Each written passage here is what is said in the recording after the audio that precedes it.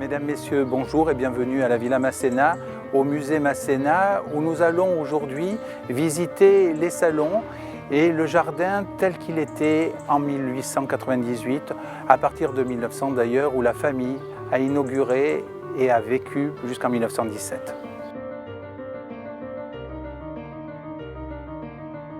Nous sommes dans l'accueil de la Villa Masséna et Napoléon Ier, en législateur, est là pour accueillir les visiteurs. C'est une œuvre importante, une œuvre réalisée par Chaudet, une œuvre qui a été voulue par Victor Masséna dans sa villa parce qu'elle a été inaugurée par son aïeul et par Murat. Cette sculpture est encadrée de 4 torchères qui ont été réalisées par Thomire, le bronzier de Napoléon. Il en reste 6 dans le monde, 2 au Louvre et les 4 autres à Masséna. La famille Masséna, dans la construction de la villa, demande aux architectes de mettre en place l'histoire, l'importance qu'ils ont marquée dans l'histoire de France et dans l'histoire napoléonienne.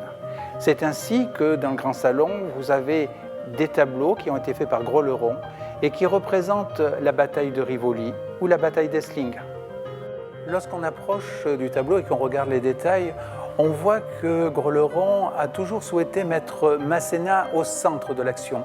C'est lui qui dirige, c'est lui qui donne les ordres, c'est lui qui négocie.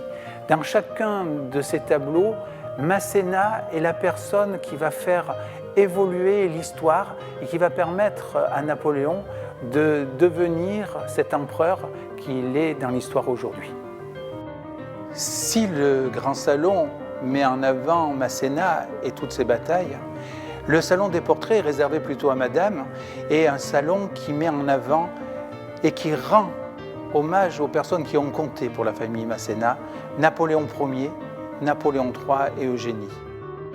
Les tableaux présents au niveau du salon des portraits représentent Napoléon Ier au moment du sacre.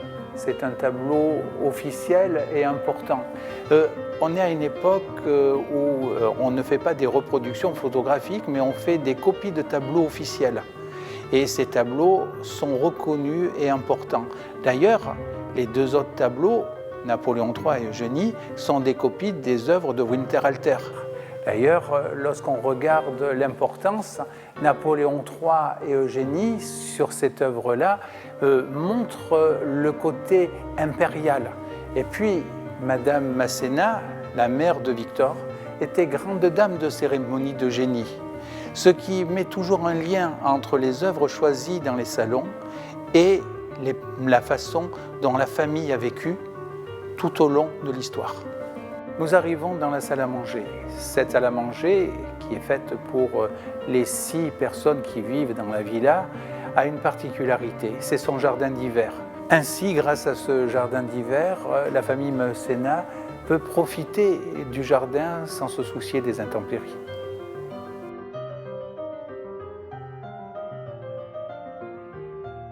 Nous sommes dans le fumoir, salon personnel du prince d'Essling, lieu de rencontre privilégié.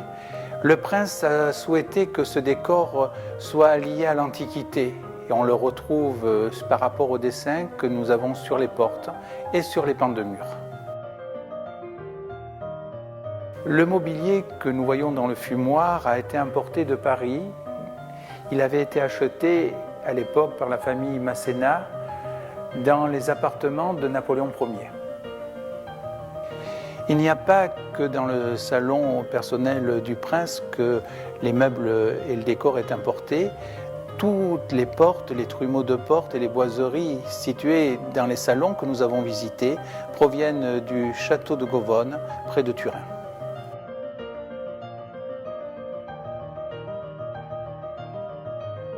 Victor Masséna n'a pas porté un soin que sur l'intérieur de sa villa, mais aussi sur les jardins qui l'entourent.